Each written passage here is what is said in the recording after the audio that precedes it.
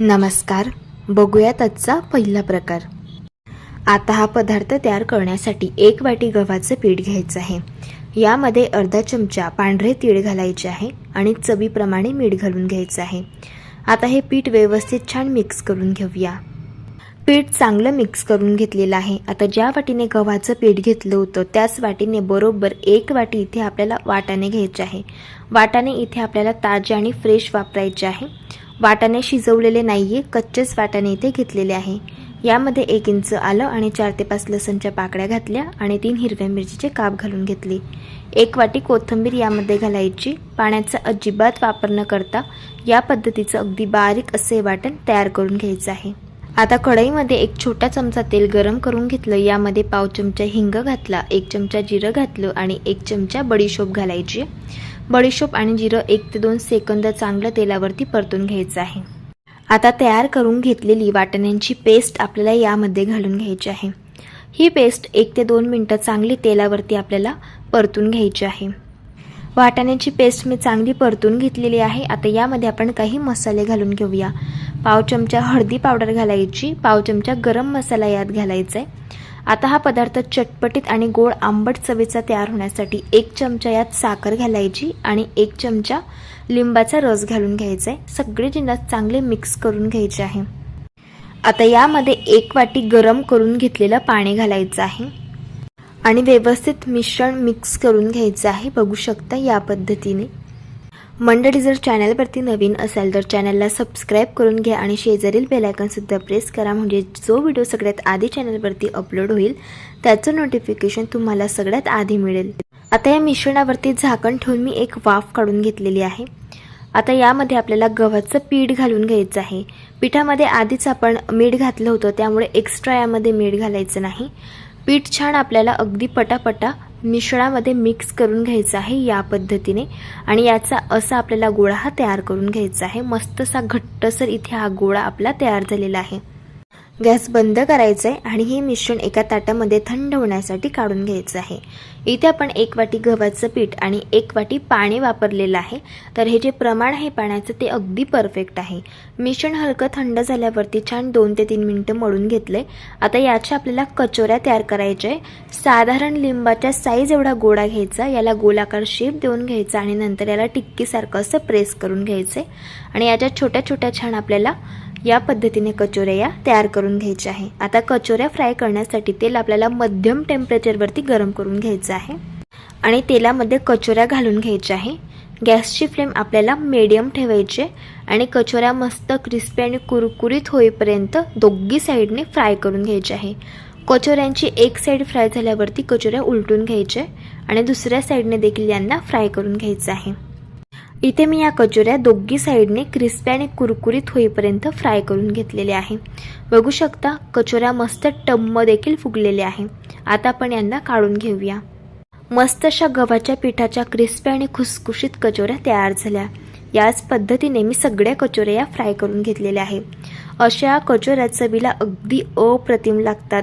अगदी छान अशा चटपटीत गोड आंबट तिखट चवीच्या तयार होतात आणि लहान मुलांना तर फार जास्त आवडतील इतक्या चविष्ट लागतात. या पद्धतीने एकदा नक्कीच तुम्ही ट्राय करून बघा. प्रकार क्रमांक 2. हा पदार्थ तयार करण्यासाठी पॅनमध्ये आपल्याला 1 वाटी पाणी घालून घ्यायचं आहे. ज्या वाटीने पाणी घेतलं त्याच वाटीने यामध्ये आपल्याला 1 वाटी गूळ घालून घ्यायचा आहे. आता हा गूळ आपल्याला पाण्यामध्ये विरघळून घ्यायचा आहे. गुळाचा पाक बनवायचा नाही, फक्त पाण्यामध्ये गूळ विरघळून घ्यायचा. गूळ पाण्यामध्ये छान विरघळलेला आहे. गॅस बंद करून घ्यायचा आणि हे पाणी आपल्याला पूर्णपणे थंड करून घ्यायचं आहे. नंतर वापरायला सुरुवात करायची आहे. त्यासाठी इथे मी एका परातीमध्ये 2 वाटी गव्हाचं पीठ घेतलेलं आहे. ज्या वाटीने आपण गूळ आणि पाणी घेतलं होतं त्याच वाटीने इथे मी हे पीठ घेतलेलं आहे. आता त्याच वाटीने यामध्ये आपल्याला पाव वाटी बेसन पीठ घालून घ्यायचं आहे.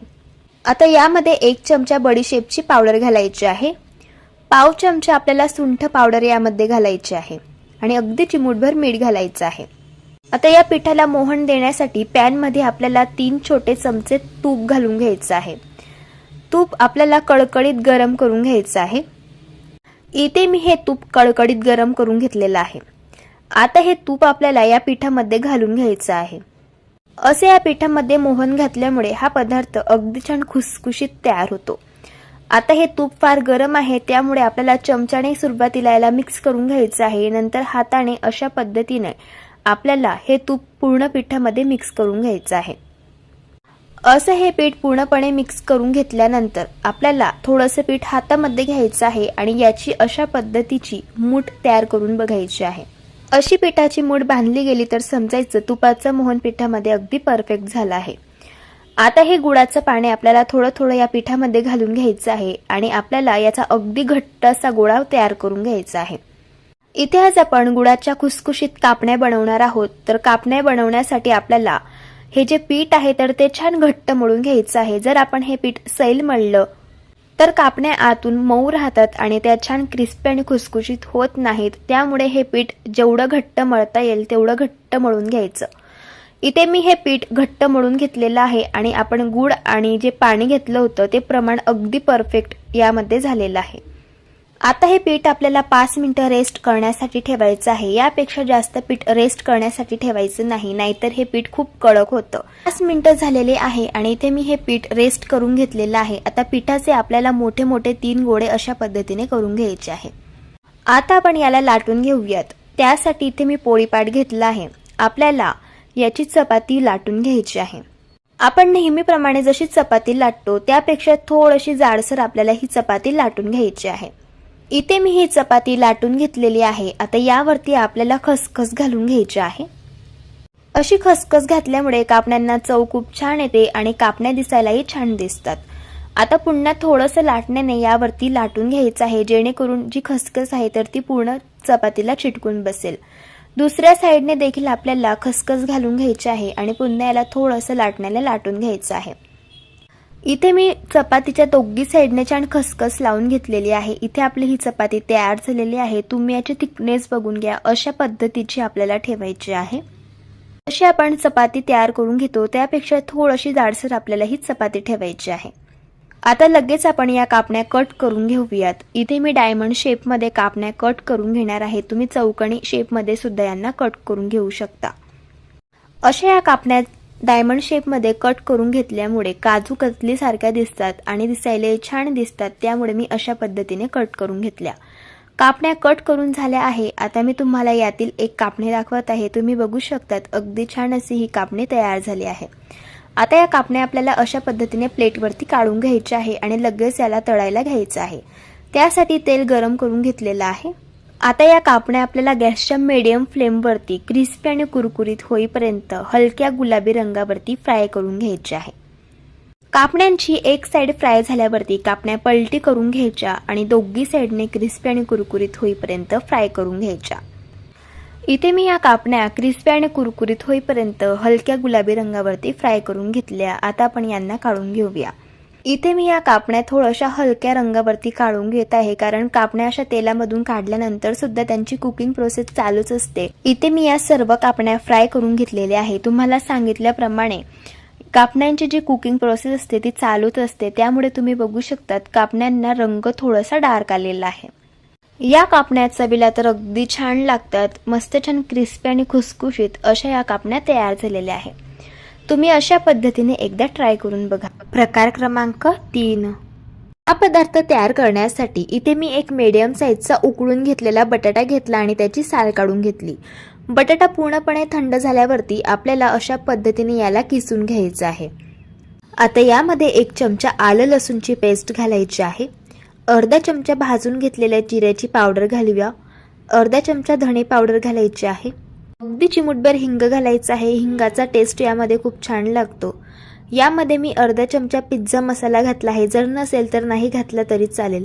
आणि अर्धा चमचा काळी मिरी पावडर यामध्ये घातली. अगदी चिमूटभर हळद घालायची आहे आणि 1 चमचा लाल तिखट घातलं. तिखट आवडीप्रमाणे कमी जास्त करू शकता. चवीप्रमाणे मीठ घातलं आणि यामध्ये बारीक चिरलेली कोथिंबीर घातली. आता हे सर्व जिन्नस आपल्याला मिक्स करून घ्यायचे आहे. इथे आपली ही स्टफिंग तयार झालेली आहे. इथे आज आपण एकदम चटपटीत पदार्थ बनवत आहोत. तर त्यासाठी इथे मी एका परातीमध्ये 1.5 कप गव्हाचं पीठ घालत आहे. तुम्ही ते मैदा पण वापरू शकता, पण गव्हाच्या पिठामुळे हा पदार्थ चवीला जास्त छान लागतो. यामध्ये पाव चमचा ओवा घातला आणि पाव चमचा हळदी पावडर घालायची आहे. पाव चमचा गरम मसाला घालून घ्यायचा आहे आणि 2 मोठे चमचे यामध्ये तीळ घालून घ्यायचे आहे. आणि चवीप्रमाणे यामध्ये आपल्याला मीठ घालून घ्यायचं आहे। आता हा पदार्थ छान खुसखुशीत तयार व्हावा त्यासाठी यामध्ये 2 छोटे चमचे तेल घालून घ्यायचं आहे। तेल इथे आपल्याला कच्चंच वापरायचं आहे। आता हाताने हे सर्व जिन्नस आपण मिक्स करून घेऊयात। आता यामध्ये पाणी घालायचं आहे आणि याचा आपल्याला अगदी घट्टसर गोळा मळून घ्यायचा आहे। आपण जसं पुरीला पीठ मळून घेतो त्यापेक्षाही थोडंसं घट्टसर आपल्याला हे पीठ मळून घ्यायचं आहे। इथे मी पीठ मळून घेतलेलं आहे। तुम्ही बघू शकतात अगदी घट्ट असं इथे मी हे पीठ मळून घेतलं। जर पीठ असं घट्ट मळलेलं असेल तरच हा पदार्थ अगदी खुसखुशीत आणि कुरकुरीत तयार होतो। आता हा जो पिठाचा गोळा आहे तर याचा आपल्याला एक मोठ्या साईजचा अशा पद्धतीने एक उंडा तयार करून घ्यायचा आहे आणि याला लाटून घ्यायचं आहे। आता याला लाटताना अजिबात पिठाचा वापर करायचा नाही। इथे आपण पीठ घट्ट मळून घेतलं आहे त्यामुळे पिठाची गरज पडतच नाही। जशी आपली रेग्युलर चपाती असते तशाच पद्धतीने त्याच थिकनेसचं याला लाटून घ्यायचं आहे। इथे मी याला लाटून घेतलेलं आहे। आता आपण जी बटाट्याची तयार करून घेतलेली स्टफिंग होती तर ती यावरती आपल्याला लावून घ्यायची आहे। ही स्टफिंग मी चमच्यानेच लावून घेत आहे। हवं तर तुम्ही हाताने सुद्धा हिला पसरवून घेऊ शकता। हा पदार्थ आपण खूप कुरकुरीत, खुसखुशीत आणि चटपटीत बनवत आहोत त्यामुळे हा पदार्थ लहान काय मोठे सुद्धा खूप आवडीने खातील। इथे मी बटाट्याची स्टफिंग छान या चपातीला लावून घेतली। आता या चपातीचा आपल्याला अगदी घट्ट असा रोल तयार करून घ्यायचा आहे। हे बघा इथे मी हा रोल तयार करून घेतलेला आहे। आता आपण याला कट करून घेऊयात। आता हा रोल आपल्याला 2 पार्ट्समध्ये अशा पद्धतीने कट करून घ्यायचा आहे आणि साधारण 1 सेंटीमीटरचं अंतर ठेवायचं आणि अशा पद्धतीने याच्या आपल्याला वड्या कट करून घ्यायच्या आहे। हे बघा इथे मी ही वडी कट करून घेतलेली आहे आणि तुम्ही बघू शकता ही वडी अगदी भाकर वडी सारखी दिसत आहे। अशाच पद्धतीने आपण सर्व वड्या कट करून घेऊयात।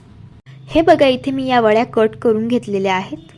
आता हा पदार्थ जास्त कुरकुरीत तयार होण्यासाठी एका बाउलमध्ये आपल्याला 4 छोटे चमचे गव्हाचं पीठ घ्यायचं आहे। यामध्ये 1 मोठा चमचा पांढरे तीळ घालून घ्यायचे, चिमूटभर हळद घालायची, चवीप्रमाणे मीठ घालायचं। सुरुवातीला हे सर्व जिन्नस मिक्स करून घ्यायचे। आता यामध्ये थोडं थोडं पाणी घालून याची आपल्याला पेस्ट तयार करून घ्यायची आहे।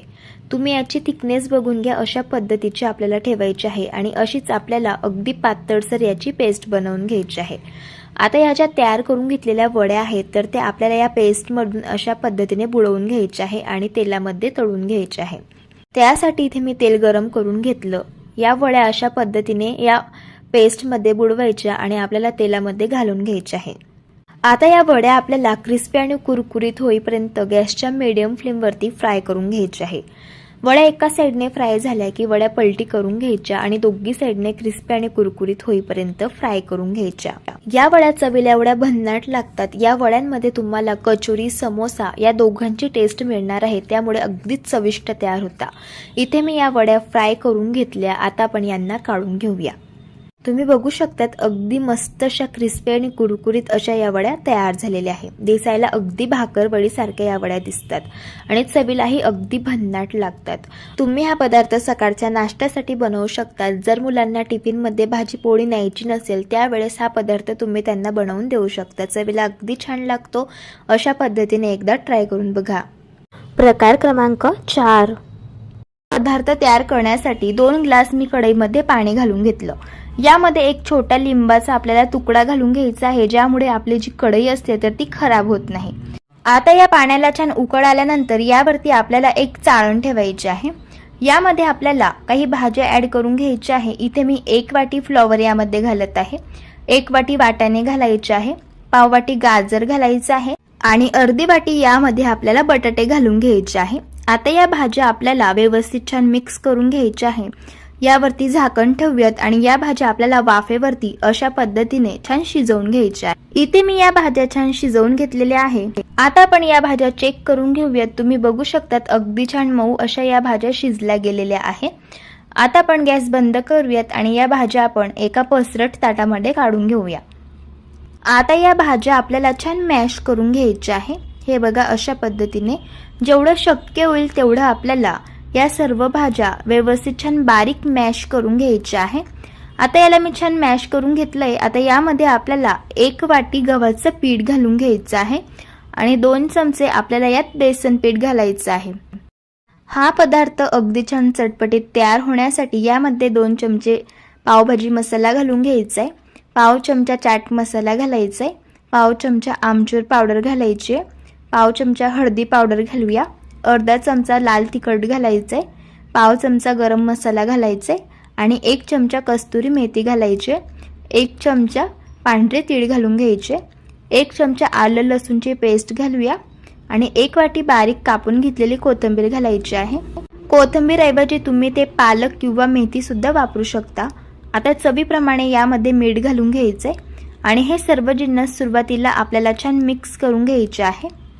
इथे आपण भाज्या शिजवून घेतलेल्या आहेत, त्यामुळे त्यात पाण्याचं मॉइश्चर असतं, त्यामध्ये सुरुवातीला याला छान आपल्याला मिक्स करून घ्यायचं आहे. असं मिक्स करून घेतल्यानंतर यामध्ये अगदी थोडंसं 1 ते 2 टेबलस्पून पाणी घालायचं आहे आणि याचा आपल्याला गोळा तयार करून घ्यायचा आहे. जसं आपण चपातीसाठी पीठ तयार करून घेतो तशाच थिकनेसचं आपल्याला हे पीठ अशा पद्धतीचं तयार करून घ्यायचं आहे. आता हे पीठ आपलं तयार झालं, यापासून आपल्याला पराठा तयार करून घ्यायचा आहे. ज्या साईजचा तुम्हाला पराठा तयार करायचा असेल त्या साईजचा गोळा हातामध्ये घ्यायचा आणि त्याचा अशा पद्धतीने आपल्याला उंडा तयार करून घ्यायचा आहे. आता आपण याला लाटून घेऊया. आता हा तयार करून घेतलेला उंडा आपल्याला गव्हाच्या पिठामधून अशा पद्धतीने बुडवून घ्यायचा आहे आणि याला आपल्याला लाटून घ्यायचा आहे. इथे आज आपण पावभाजी पराठा तयार करणार आहोत. हा पराठा तर इतका चविष्ट तयार होतो, लहान काय मोठे सुद्धा खूप आवडीने खातील, एवढा मस्त लागतो. आता हा पराठा मी छान लाटून घेतलाय. आता आपण याला भाजून घेऊया. त्यासाठी तवा छान गरम करून घेतलाय. आता हा पराठा तव्यावरती घालायचा आहे. पराठ्याची एक साईड थोडीशी भाजून झाल्यावरती याला पलटी करून घ्यायचंय आणि अशा पद्धतीने यावरती तूप घालायचंय आणि पराठ्याला छान लावून घ्यायचंय. तुपाऐवजी बटरचा वापर सुद्धा तुम्ही करू शकता. एक साईड छान भाजून झाली पराठ्याची, याला पलटी करून घ्यायचं आणि दुसऱ्या बाजूला सुद्धा तूप लावून घ्यायचं आणि मस्त असा दोघी बाजूंनी हा पराठा खरपूस असा भाजून घ्यायचा. इथे मी हा पराठा छान दोघी साईडने छान भाजून घेतलेला आहे. आता आपण याला काढून घेऊया. तयार झाला इथे आपला हा पावभाजी पराठा. चवीला एवढा चविष्ट तयार होतो. जर तुम्ही एकदा बनवला तर प्रत्येक आठवड्याला तुम्ही हा पराठा बनवाल, इतका मस्त बनतो. अशा पद्धतीने तुम्ही एकदा ट्राय करून बघा. प्रकार क्रमांक 5 तयार करण्यासाठी एका बाउलमध्ये 1 वाटी गव्हाचं पीठ घालायचं आहे. त्याच वाटीने यामध्ये पाव वाटी बारीक रवा घालायचा आहे. तुम्ही ते जाड रवा सुद्धा वापरू शकता. आता पोहे खाण्याचे 2 चमचे यामध्ये बेसन पीठ घालून घ्यायचं आहे.